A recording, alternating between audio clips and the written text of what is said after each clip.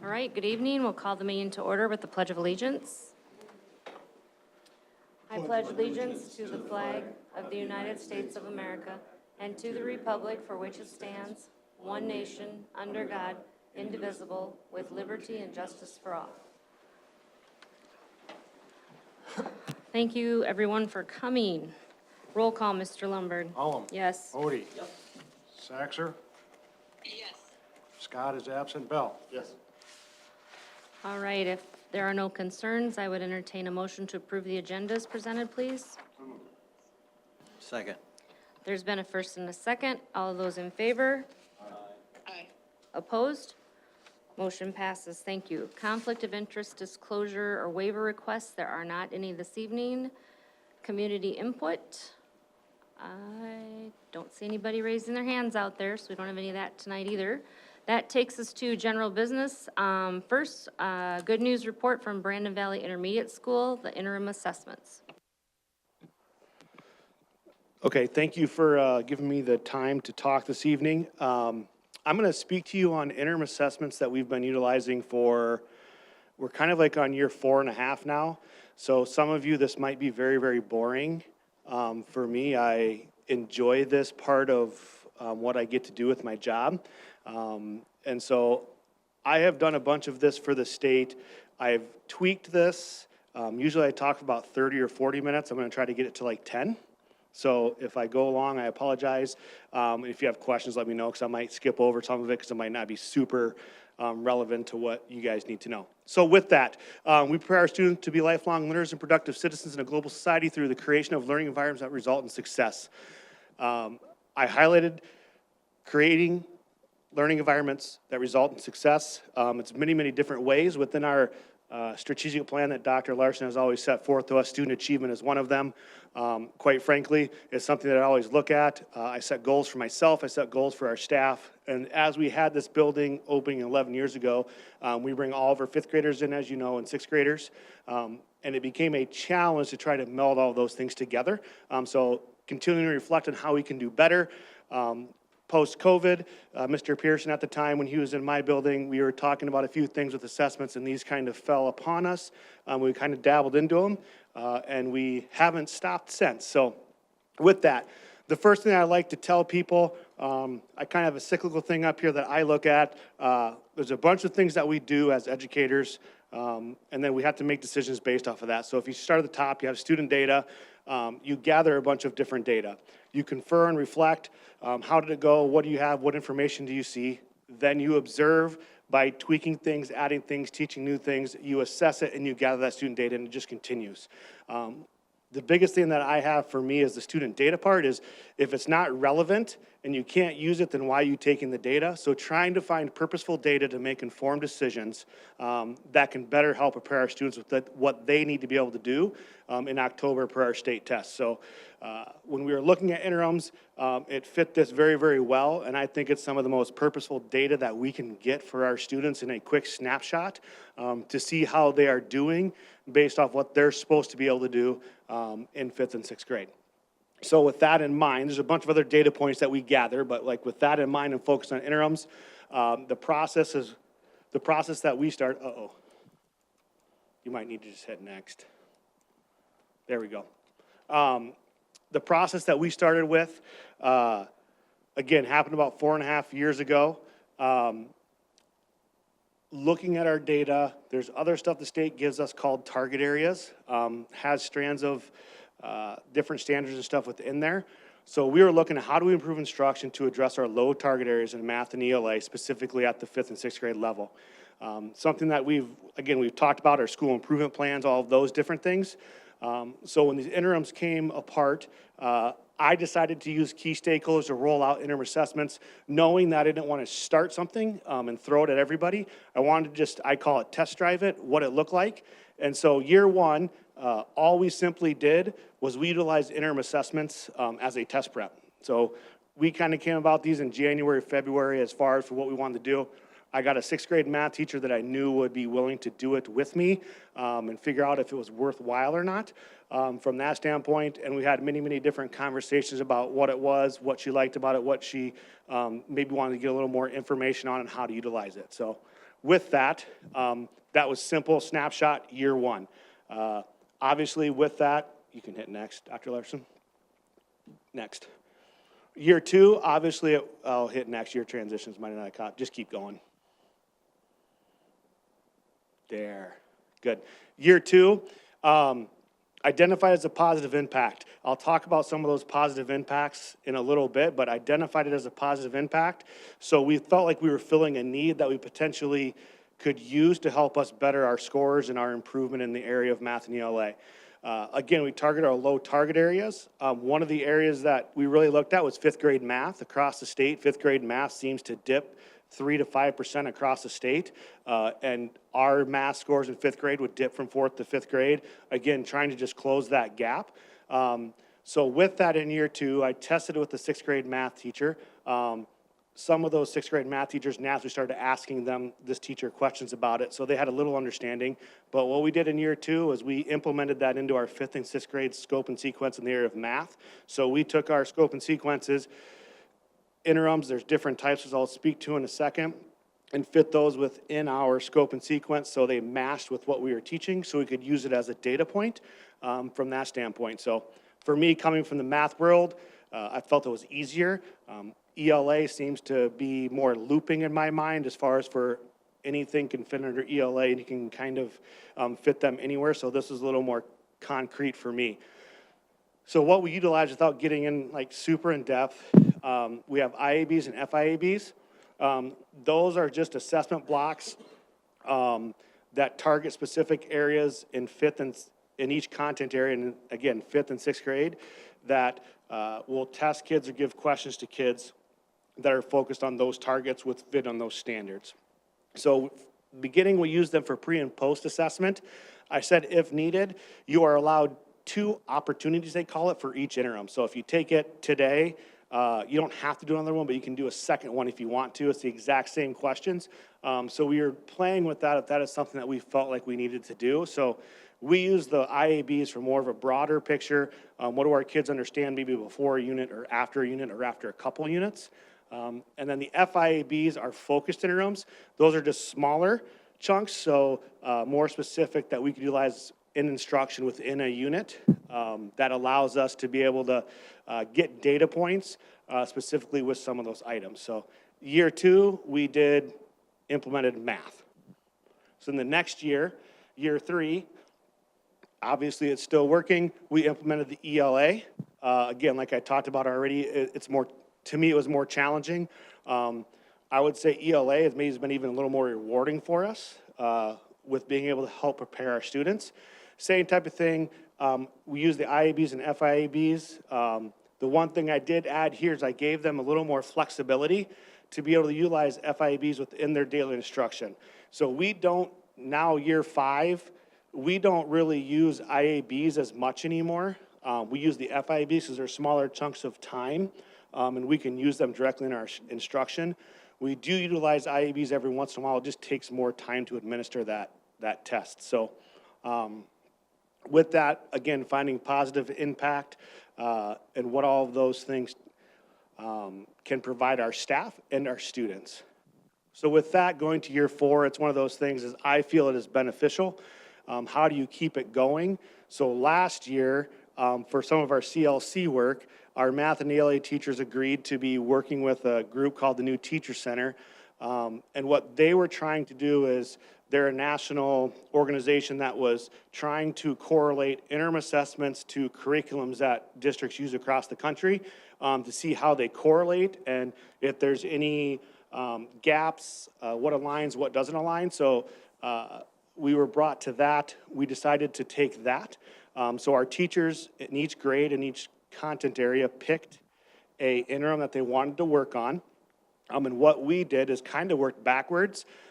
We focused, they came to us, and during our professional development time, we broke down the standards. So we focused on the priority standards. Well, we already kind of have that done, but we focused on it with the interim. And then within that, we identified the essential concepts, what you need to know, and then the skills, what they have to be able to do with that, and tie that to what does that look like at grade level for them. So then with that, they provided us SDA sample items and identified depth of knowledge, because different interims have different depths of knowledge. Easiest way to put it is some are easier, some are more challenging, depending on what kind of thinking you have to do. And then from there, we then planned instructional strategies to kind of gear ourselves towards that interim, and then focused on the learning targets and what success criteria look like for those standards. So I super enjoyed this as an administrator because though it's not riveting, like the teachers had to break down, look at vocabulary, look at specific things, and I wish I could do this for every standard for my math and ELA. It's a lot of work and it's overwhelming. So it was good for them to be able to see at least one of them and how that kind of works, because all of those documents are readily available for us through the state from that standpoint. So last year, continuing to focus on our unit plans and scope and sequence and implementing them in, tweak that in there to kind of really be able to dig down and look at our content, specifically, as well as our curriculum, and kind of mesh the two together. You can go next. So what's next for us? We are continuing to embed these into our scope and sequence. They have now created them for science, so our 5th grade science is now working with them and embedding those. With that, we continue the interims, but the state has a bunch of other different resources for us to use to better prepare our students for the South Dakota assessment. So supporting the tools that are aligned to interims. There's writing, the tools for teachers is kind of the hub for everything. One of them is a smarter annotated response tool. Again, doesn't mean a lot to you, but that gives us examples of the long essays that they need to write, performance tasks. Gives you an example, what does a 4 look like, which is advanced, all the way down to what does a 1 look like, which is below basic. Science, we utilize Gizmos continuing. The state used to offer that. You guys approved that for my building to be able to continue to use that because we had the data that showed that we were using it. There are a bunch of simulations and different things like that, which are skills they have to be able to do and navigate on the state test. So we continue to embed those. The assessment viewing applicator allows you to put one of those questions that are on one of the interims, put it on the screen, walk through different things like that. And then again, continuing to utilize data better. If we're just gathering data to take data and not using it, I question of what's the benefit of that, and we can't make as well as informed decisions based off of that. Coding students, I always add that in. That's something like that's my, I guess maybe pipe dream for my staff to be tracking progress. So what that looks like is taking all those data points and information, even not just academic behavior, attendance, and all of those things, and putting together and tracking those students so we can now to try to start to predict maybe how they're going to be performing. I have one team that does that, and they create a opportunity where they work on some STEM stuff with Marie Gassi, and then my math and ELA teacher sit together and talk to each 100 of, or every kid out of their 100. They talk about their progress, where they're at. The kids are setting goals for themselves, but they're also telling where they need to get better at and how they've improved. And I think that is a huge thing for our students to be able at that age to know what they're doing well and what they need to improve on, also knowing that we're not done yet and having things to do. So that's something that I would love to be able to continue to push my staff and challenge them for. Times the all be all of it with having over 100 kids in the area of math and ELA as a teacher. It takes a lot, but getting creative that way. Continue to use our 3-year target data. That's kind of how we started this whole thing. What low target areas are we at? Continuing to utilize that so we can track the intermediate school over 3 years. The state has that information, has a Excel file that can track some of those things for you and kind of let you know where you're at in comparison. Looking at the test itself, but also proficiency in that exact target area. So that's what we're going to continue working on there. You can hit next. Perfect. Don't hit next yet. Like, that's good. Don't hit another one. Yep. So here's some unintended, I guess, benefits for me. They're relevant. They provide instant feedback. Again, without getting into it like specifically and me liking them, I won't go into depth, but it gives us great feedback. Our 504 and IEP students that have access to accommodations, so could be a multiplication table, could be text-to-speech where some things are read to them. All of those accommodations are embedded within the interim assessments. So the third point there ensures all of our students who need accommodations have them. So we start doing these in October. By the time we get to April, it's just what we do. Our kids, it's a part of our lessons. Our kids aren't, it's just, I guess, easiest thing is what we do. But we can guarantee they have all of those accommodations. If we have IEP meetings between the times, we can update them. It's just a cross-check for us that has worked very, very well. Also gets the students used to those different accommodations that they have, because they get to use them at their disposal if they have them within their plan. We have about 140-ish kids in IEP, so there's a lot of different things that each kid has, so there's some work that goes into it, but we get it done right away, and when we get to testing, it's not a huge deal for us. The one thing I didn't speak to is like items are vetted to the students we'll be taking in April. So the state gives like a bucket, and they show a picture of like a bucket. It's the questions. It goes off two ways. They land in the interim bucket or they land in the actual assessment bucket. So we are utilizing questions that are been vetted, could have been a test item and have been retired, or just didn't get picked. So we are utilizing apples to apples with what our kids need to be able to do. Vocabulary, that's one thing that's been huge for us. Wording and how to answer a question. Being able to walk through and show kids this is what they actually mean. It's not that they didn't understand or didn't get it. It's they could have inputted it incorrectly. Maybe they didn't select all that apply, some of those different things. So it allows us, again, not even necessarily the content part of it, more of how to function and navigate through the assessment part of it.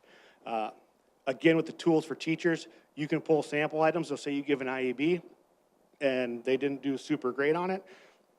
Tools for Teachers has a list item that are vetted as well. You can pick up other types of those under that standard and be able to utilize them for reteaching and things like that. Some of our teachers use them as exit tickets or opening of their class. So maybe they give an FIEB or an IEB, they might pull one or two the next day to say, hey, we did really, really well on this, or the majority of our kids missed this. Let's take a look at it. What does it look like? From that standpoint, gives you other data points, best five, bottom five, you know, what are the best 5 questions they scored on? What are the worst 5 they scored on? I can talk about that more later. It's good, but if they don't finish the test, it gives you your bottom 5, it skews your data a little bit. Obviously, they're free. The state has provided that. It's aligned to what our kids need to know, and it's super flexible as far as how you want to use them and do them. And my staff has got to that point because we've been doing them for a while. So the last thing that I have on this slide, you can hit next, is what it's just intentionality. It all sounds great.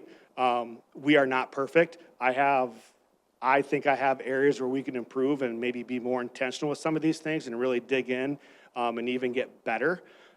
So I always put that across, or like it sounds great, but it's intentionality. And this is something that I enjoy is data and things like that. So it's probably why I have maybe gravitated towards it a little more. But we have seen the benefits from it. So the next thing I have, I threw up there, you can hit next, Dr. Larson. Some positives that have come out of it. We test all 830 plus of our kids. I didn't give it, we've been here for 11, we've been in the intermediate school for 11 years. This percent is like actually like the third year. The first couple of years were some getting our baseline, and they were actually in the 50s, but I didn't feel like that was a good qualitative or quantitative piece of data. So I did that. So we have increased to just over 75%. We continue to increase a little bit. Math, same thing. We're at 54%, and now we just hit over 70 this year as a 5th and 6th combined. With that in mind, our first year we had 630 kids, and we're at like 836 now. So we've increased over 200 kids, all while increasing double-digit percent-wise. Is it all interims? I'm not gonna say it is, but you're gonna be hard to prove to me that it hasn't had a good impact on us and helped increase what we do. So the data is there, it has increased. I keep telling myself at some point we're gonna peak. We're gonna shoot for 100%, but we're gonna peak at some point, and how can we maintain and continue to grow there? So that goes into those challenges. The first challenge is focusing on our lowest quartile. Not gonna go in depth. I can talk to you a half hour on lowest quartile on what I think about the lowest quartile. But that would be our, out of our grade, your lowest quarter of kids.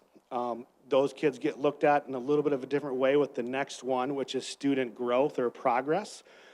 So right there is the student progress. If we can get better at student progress, we will continue to raise our scores. If student progress is growing, your proficient and advanced will be growing as well. That is an area that we need to continue to focus on, and we've been saying it, but it is a challenge and it's a hard thing to do, and that's comparing them, whether it's a fourth or a fifth grader, how did they grow compared to that previous year. So our fifth grade is going to look at their fourth grade scores, how did they grow? And then our fifth grade, our current sixth graders, how'd they grow from fifth to sixth grade? And then we get our school performance index, 40 points of that is based off of that. So that is a challenge that we have to continue to work on. And I do feel the interims are a thing that can help us to continue to improve on that. And then informed decision-making with relevant data, continue to make sure we get the right data, the purposeful data. If we're not gonna use it, why are we doing it? These are assessments that I feel we can get really quality data and get better at with it. And then maintaining and growing. I kind of talked about that. How can we keep peaking? My goal for my building, and there's a gentleman at the state that I work with, and he gives me a hard time. My goal is to get our SPI to 80. A lot of our buildings are over 80. We have 830 kids that we test. It's a little bit of a different animal, and my goal is to get to 80 with SPI, and we continue to kind of chip away at it each year. And so I'm hoping we can get there, and I think the interims that we have implemented have helped us get there quicker than maybe would have if we have not used them. So other buildings in the district are utilizing them too. It's not just me. This is just something that I have gravitated towards, and it's been a yearly process with it. So there you go. Questions? I think it's fantastic. I think this is one of those pivotal examples, which I know they're all over the district, but this was a very public presentation of how does Brandon Valley continue to stay number one year after year after year. And it's examples like this. I cannot tell you how much I appreciate the fact that, like you said, data can be extremely powerful, but I don't think there's a strategic vision behind driving it and analyzing it. So thank you for doing that, not only yourself, but in a very collaborative way. And again, strategically rolling the next and the next to keep pushing for the best of our students. So I just thank you so much for sharing it. It is very exciting to hear how it goes year after year. Thank you.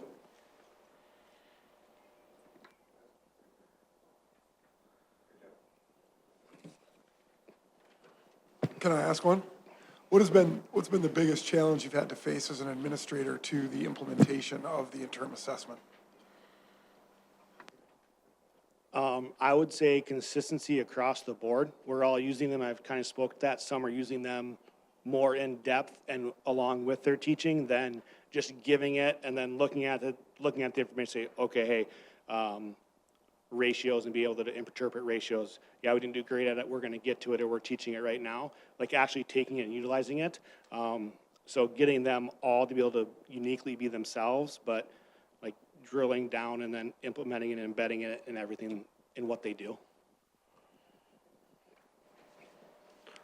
So the variability amongst teachers that you talked about, some teachers are doing science, some teachers are doing it, whether with every 100 students, they're kind of rack and stacking. Do they share best practices during CLC, or how do they share the best practices and Yep, get so better?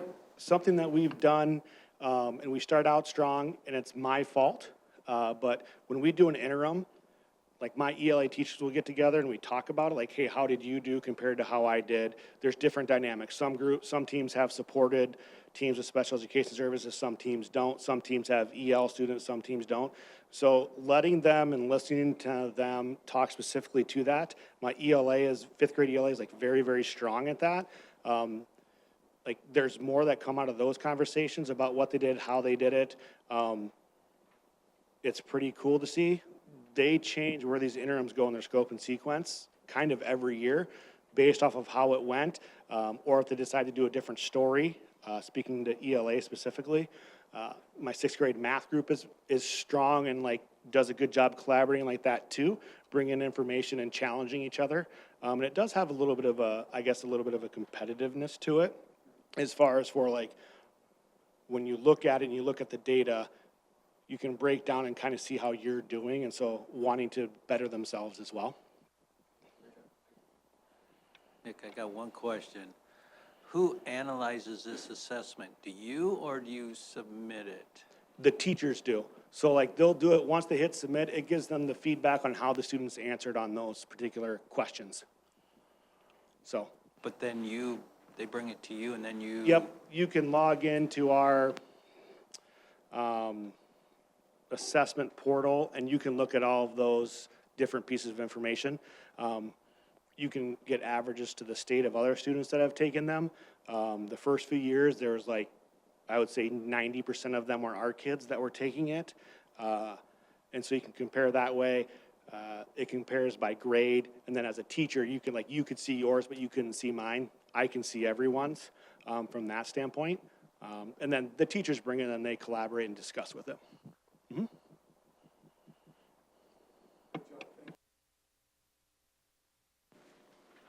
Thank you very much. Administration report, Superintendent's report, Superintendent Larson. Thank you, Madam Chair. Just a couple of items to update the board on. Berkman Valley Elementary School construction continues on schedule, on budget. Just continue to plug away. We'll be open for the fall of 2026. Important items to note in terms of Berkman Valley Elementary, we've gotten all of the third grade requests to stay for fourth grade. We'll be able to accommodate those, obviously. And then we'll be informing those respective families that we're able to accommodate those requests. We're also in the process now where we're evaluating the open enrollment requests of all the other sections. And we will have to manage whether or not those are yeses or nos based on section size, staffing availability, those various types of things. So I do anticipate we're making our principal assignment here tonight.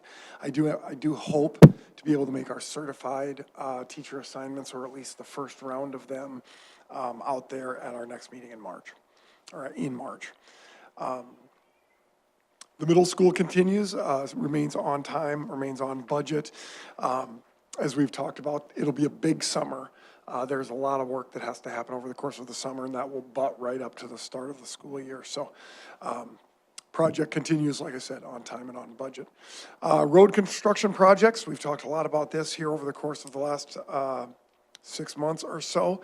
And I guess it's probably to no one's surprise that with this warmer weather, we can probably anticipate seeing some of those pop-up road construction projects here this spring. So as we get into the warmer months, April and May, there may be some impact to bus routes and some of those things with those smaller pop-up construction or road construction projects. Free and reduced meal application remains open. If any of our families' statuses change throughout the year, it certainly is important to note that those applications are open all year round. We do provide free meals for those that qualify for reduced. So if folks have a change in situation, need to apply. A couple of dates for regarding the academic calendar that are important. We have parent-teacher conferences on March 9th. At the intermediate and middle school, on the 10th at the high school and our elementary buildings. It's certainly important to note that we will be in school on March 12th. And then on March 13th, there's no school for Comm Day. The legislative session continues to roll. Funding and resources remain our biggest priority. There has been some positive movement, or I should say positive news regarding funding, with there being the potential for some level of funding. We've heard numbers like 1% or 1.5% or 1.8%, and I have just shared that I think 2 is a nice, easy, round number in comparison to those others, but we'll see how it all plays out. If you're interested in checking out the bill tracker, that's where I would point you in terms of keeping an eye on those respective things. Last day of regular session is on March 12th, and then the 30th is reserved for vetoes. So here over the course of the next 6 weeks or so, we will have an awful lot of action occur with the legislative session, as well as negotiations and next year's budget and all that jazz. So progress continues. Still some water to go under the bridge. The budget review is here listed for your respective information. Would certainly note that the preliminary capital outlay budget is in the process of being presented for your review, and that's a big, big ticket item for us as it puts in motion the wheels for those really big ticket number items. And then no change to that general process, with May being our budget presentation and July being our hearing and potential action. Very important to note, school board election. You previously established your school board election date for June 2nd, 2026. I would just note that March 24th is the deadline to file a nominating petition.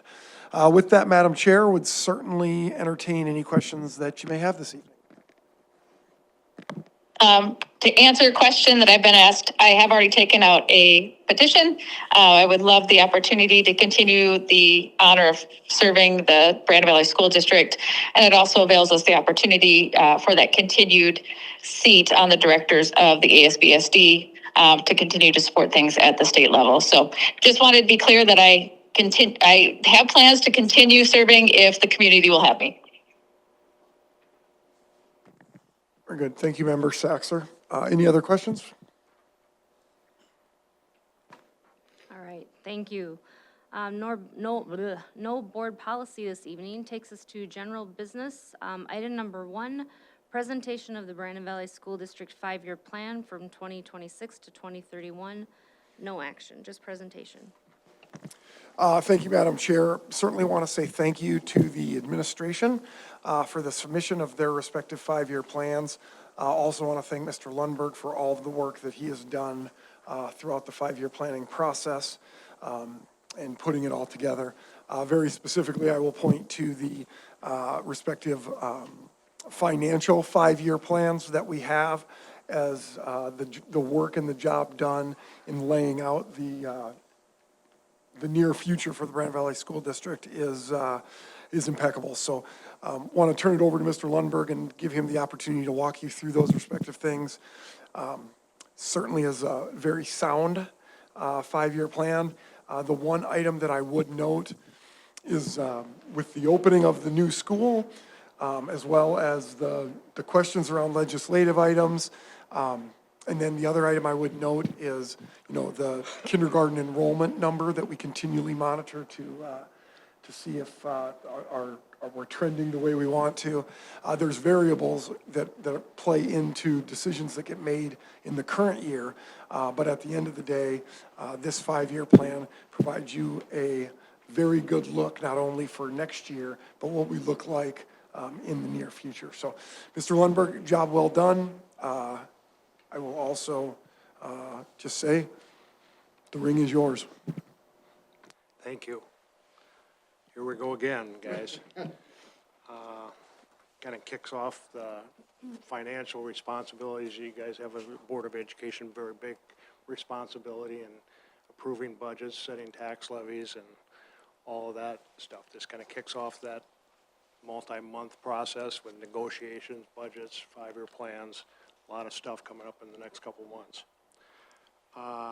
As always, I tell the board that the 5-year projections are a very important part of our planning process, and for you as a board member to look at what happens in the future, not just next year.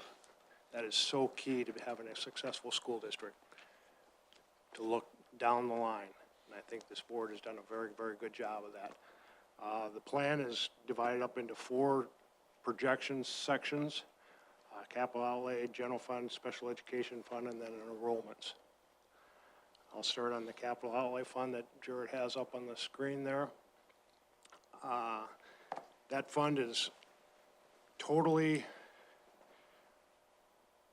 receives its revenue from property tax. 100% of the money that fund receives is from property tax. You can see in the revenue generated by those mill levies, it goes up about $300,000 a year, each year. Remember us talking about legislation last year that was terrible legislation, that it capped our capital outlay revenues. Folks, that's real. It hurt us upwards of $300,000 additional money each year, $250,000 to $300,000. And it's beyond me. I get everybody wanting to reduce property taxes. I get it. But it's not a huge concern in the Brandon Valley School District that I'm aware of. And number two, why you would cap something at 3%, those are the districts that are growing. So you're gonna cap the growth at 3%, you hog tie your school districts with that. It was a piece of legislation that had unintended consequences, is what I keep saying. And, I don't know if they can rectify that or not, but I understand that everybody wants lower property taxes. Everybody wants lower every taxes. But you have a responsibility to also fund, the areas that you are required to fund at the state level. Let me see here. In the debt section, you can see that $2,775,000 next year, and then it goes to $2.8 million. That's the debt basically for our new school and the middle school addition. $23 million new school, $7 million middle school addition. Total of $30 million. Way back when we were starting this process, if you remember, I think we had numbers of 3 million, 3.2 million in the actual debt service. So we came in, the project came in lower and got some pretty decent terms on the debt. So that was beneficial. That saved several $100,000 of what we were projecting in prior 5-year plans. If you go back and look at those, I'm pretty sure you'd see 3.2, 3.3 across that time frame. So that's been very advantageous to us. Also, another thing I want to point out, we have all these things in red. These are the things that we do every year. Technology, buses, copier leases, transfer to general fund. Those are the things we do every year. Down in years 4 and 5, you can see on the bottom line, we're stashing a little money each year to provide us the opportunity to do a major project down the line. We've done this throughout my career. It's been very, very beneficial. It's easy to spend that 1.5 million. If I told Schleckaway I have 1.5 million, I guarantee you, he would have a spot for it. You're always gonna have a spot for it, but you have to have the wherewithal to save for those projects in the future, and that's what we're doing. And we're still, even with these caps and the capital outlay fund, we're still in a position where we're tucking some of that money away. And this will be phase 2 of the middle school addition, PAC, and athletic complex. You can see over those 2-year time, we'll have about 13 million. Hopefully we'll have even a little bit more than that, because when I get information on budgets, a lot of the staff is saying, we'll put that as a part of the phase 2. Phase 2 is getting pretty big. But 13 million is what we'll have in years 4 and 5 to accomplish the second half of that project with no impact on taxes, no, that's just cash, straight cash. Another big benefit. Technology, you can see in the middle here, next year the middle school is the replacement of their one-to-one technologies. Total technology would be over $1.5 million next year. It's a big line item every year. I just have to point that out because it takes a lot of your resources in technology. It's a never-ending cycle. One-to-one laptops. Yes, Chromebooks.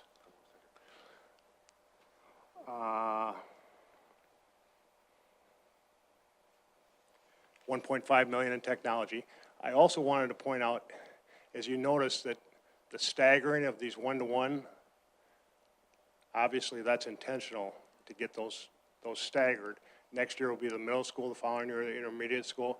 We have a break there. Look at what happens in that break. We adopt a new ELA curriculum, which those are the most expensive adoptions that the Lord Jesus ever created. They are extremely expensive. So we don't have a technology one-to-one replacement in that year. Plan those expenditures. Then it pops into the high school the following year, 1.4 million. So strategic staggering of those big expenses is a big part of the 5-year plan that provides benefits. To be able to put that down in writing in front of you and then follow it. Follow the replacement schedule that you have for your computers and carry it through.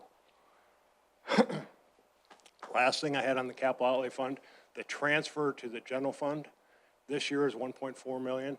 Next year will be 1,750,000, increase of 350,000. That should not be a surprise to anybody. We've been projecting that all along since we started talking about a new elementary school. That money will be used to help offset the operating costs of the new elementary school, which are substantial, just to open the doors, heat, lights, custodial staff, all that stuff. So we've been planning that the whole time to increase our transfer by 350,000 to help with the operating costs. Now that transfer, we are allowed by law to transfer up to 45% of our total revenue. So 10 million, about $4.5 million would be the amount that we could transfer by law. We're well under that, but still utilizing some of it to get the things we need to get done. Any questions on the capital outlay fund? It's pretty well positioned, I think, folks, to take us in the next 5 years. Next is the general fund. This is the major operating fund of the district. Just real quickly, the spreadsheet, this is our current year revenues, $43,077,000. That carries up to start next year. And then the additions and subtractions, same with expenses. This year we have $42,948,000 of expenses, carries up to start the new year. And then all the additions and subtractions as we go through there. In this year, you can see this $200,000 number. We've talked about that. That was the increase in enrollment. We budgeted for 60 or 53 and hit 80 this year. So there's a windfall that's created there of $200,000. That gets added into this year's budget and then carries forward to next year's budget. Revenue growth is entirely predicated by student enrollment. Enrollment increases, and then that is the key to all of our things in the general fund. And then state aid, if you can scroll down just a little bit, Jared. If I can get that state aid number in there. I guess I'll start first with the red here. Some deficits throughout the 5-year period. I'm going to try to tell you to don't be scared of the deficits there.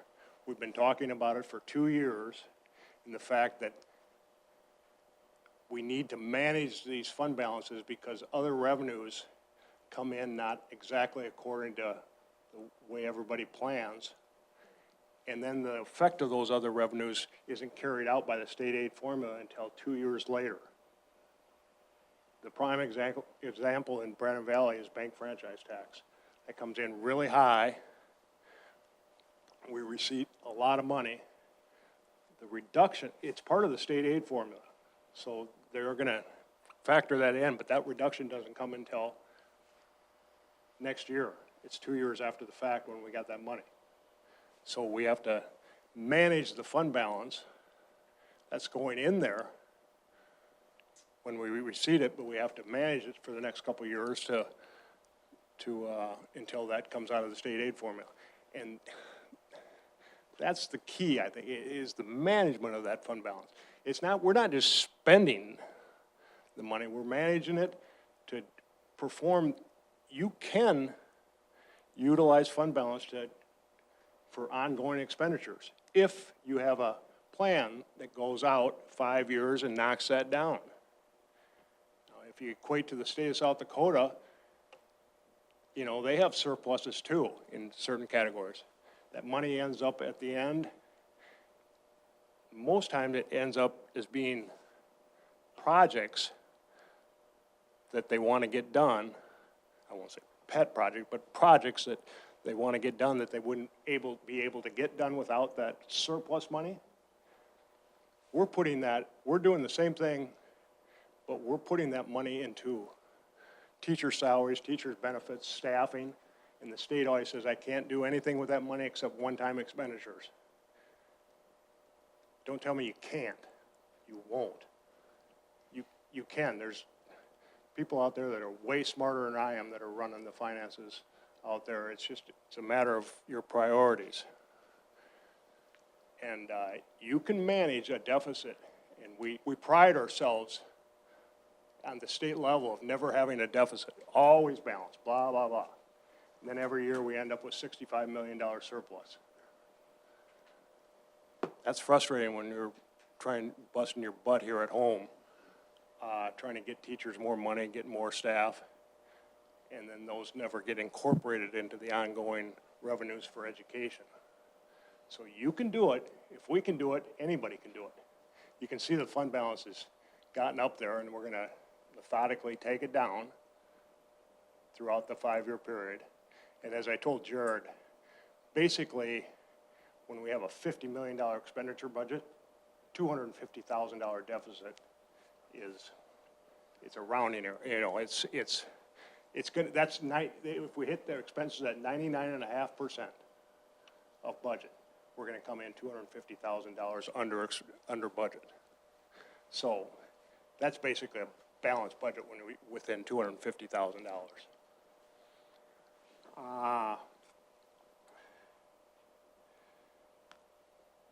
The 3 key areas: salary increases, benefit increases, and additional staff. Now, I have plugged in there a 1% increase in state aid. That went for a lot of weeks at 0.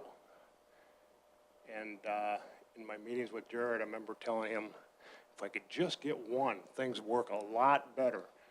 Well, then the governor came out and said he's going to give 1, and there's rumblings of even maybe a little bit more. So that allows us to, here's what I have plugged in for salary increases. That 1% makes a big difference, adds $400,000 to our bottom line. In addition, our benefits next year, I've worked extremely hard on this. We're looking at maybe a 2.5% decrease in our health insurance benefits. That's a big deal. That's creating, you know, and usually it's a $250,000 each year increase. You get a $150,000 decrease next year. It's a $400,000 spread, plus $400,000 from state aid. Pretty soon you got some real money. So those are the couple things that have really made a difference and enabled us to what I hope is to pay our staff a good increase next year. That's how we continue to be the best at what we are. You got to pay your staff. That's the number one motivator of anything, money. And giving 1% and paying out 2 3/4, I think is a good deal. The index factor is 2.7% that we're supposed to be funded at by statute. Quote, supposed to be. 2.7. So you can imagine if that were 2.7, that number up there gets really nice. It's not going to be. No way. But on the bottom line, this per student allocation goes from $7,500 to $75, $73, $75 a kid. Goes up with just a 1% increase. It makes a nice difference. We'll do our best to increase all of these 3 salaries, benefits, and new staff. That's all we talk about here in the next few months is salaries, benefits, new staff. We'll do our best to have the largest number for each one of those categories. I mean, we go back and forth, Jared and I, and he's learned, after working with me for so many years, that slow and steady approach is the best approach to handle these things. Let's see what plays out. Let's see what our enrollments do, and we've got a pretty good understanding, and we'll work well together on that. The cost of the new elementary school operational cost, $550,000. That includes $100,000 for utilities, $225,000 for custodial, and then another $225,000 to run the principal's office. So just to open the doors, it's $550,000. Whether you have one kid or 600 kids in there. Any other questions on the general fund? A couple quick questions. First of all, 17% was our target, right? 15, so I mean, that's great, you're getting, good job.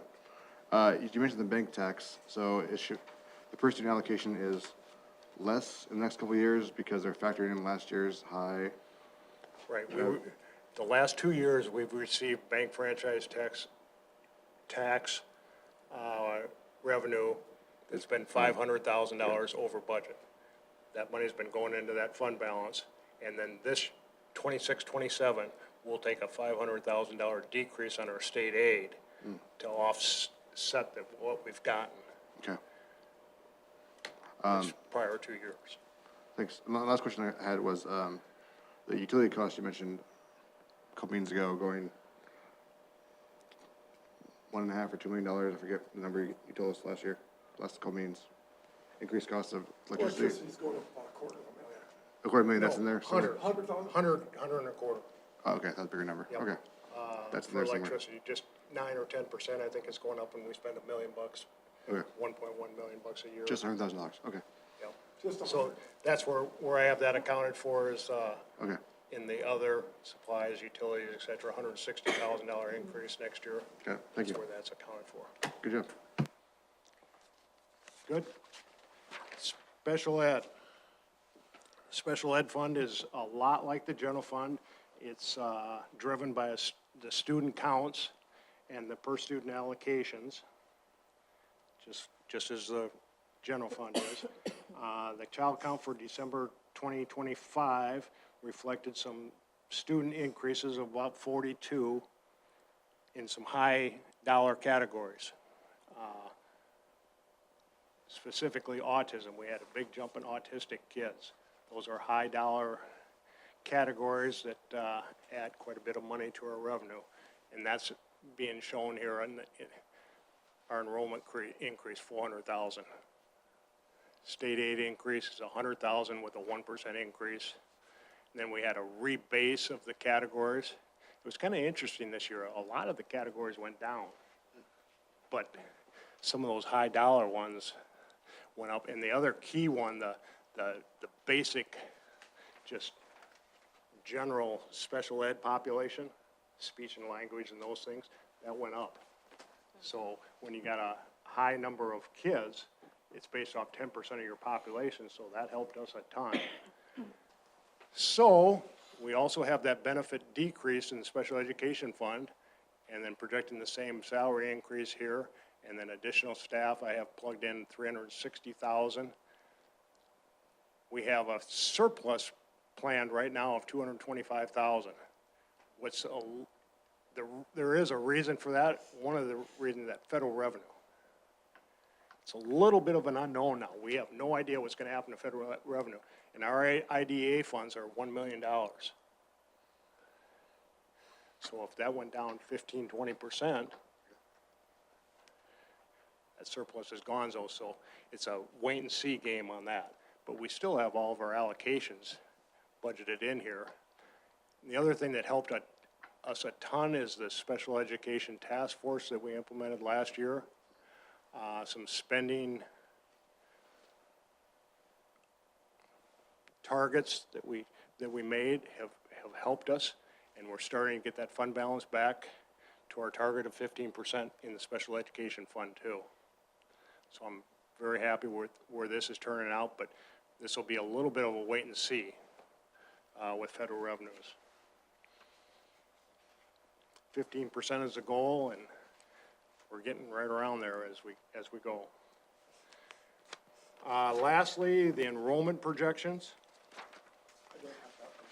Okay, I'll just talk. We're projecting an increase of about 62 kids next year, and then over the next 5 years, there'll be about a 60-kid increase average throughout that 5-year period is what we're projecting. A lot of that is predicated by the kindergarten class, as Jared mentioned earlier. Kindergarten class coming in versus the senior class going out. Now, in all my projections and stuff, that kindergarten class is, how I project that is I take the birth rates and I go back many years and see how many of those kids that are born in Minnehaha County, because that's how they break it down, how many of those kids go to Brandon Valley. And it's been rock solid for the past 7 years. 14% of every kid in Minnehaha County that's born comes here. Now, watch it drop to 10 in this. I know it will happen, I should just shut my mouth, but, so that's how I developed the kindergarten class. And then the other part of the enrollment projections is what they call a grade progression model in the grades 1 through 12, that you take your current enrollment and it usually goes up by a percentage each year that we grow internally. First grade that becomes second grade grows generally at 2% at Brandon Valley for a large number of years. Those would all grow at 2%. They're not growing at 2% anymore. Kids go out, kids come in, it's about a wash. So in all my enrollment projections, I call it the internal grades. You know, first going to second, second going to third. I show very, very little growth, if any. Very, very little growth, if any.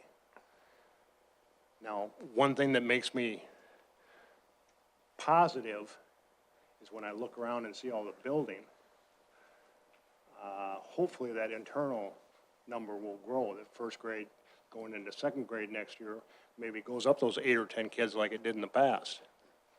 Or fourth grade going into fifth grade goes up those 10 kids. You get 12 grades going up 10 kids. Makes a big difference. But in the projections, I have little or no what I call internal growth. I don't know if that's the right term, but within the current grade levels, I have little or none growth. Also included in the 5-year plan, we had utilization charts for all the buildings. Our facilities are well positioned. Adding the new elementary school and the addition on the middle school, we're well positioned to handle any growth that's thrown at us in the next 5-year period. Questions on that?